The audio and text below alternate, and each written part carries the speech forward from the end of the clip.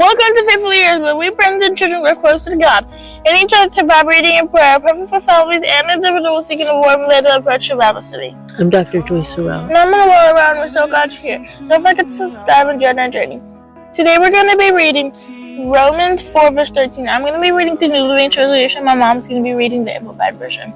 The New Living Translation says, clearly God's promise to give the whole earth to Abraham and his descendants was not based on his obedience to God's law, but on a right relationship with God that comes by faith.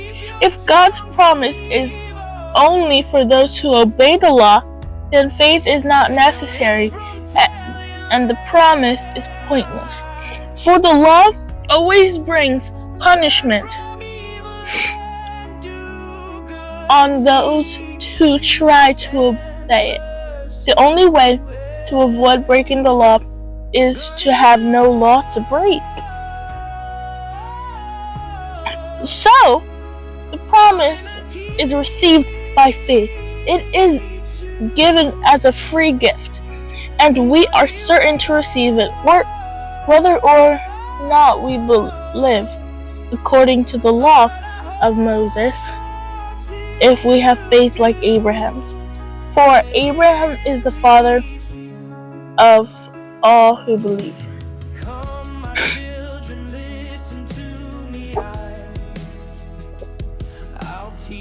For the promise to Abraham or to his descendants that he would be heir of the world was not through observing the requirements of the law, but through the righteousness of faith. If those who are followers of the law are the true heirs of Abraham, then faith leading to salvation is of no effect and void, and the promise of God is nullified, for the law results in God's wrath against sin.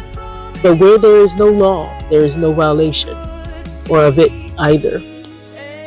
Therefore, inheriting the promise depends entirely on faith. That is,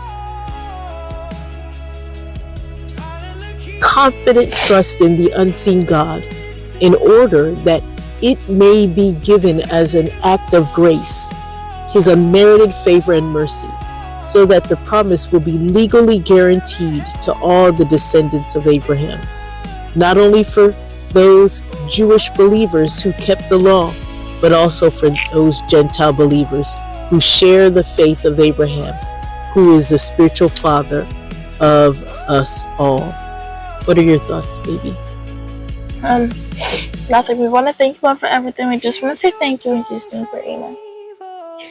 So here we just want to just point to the fact that look at what it's saying.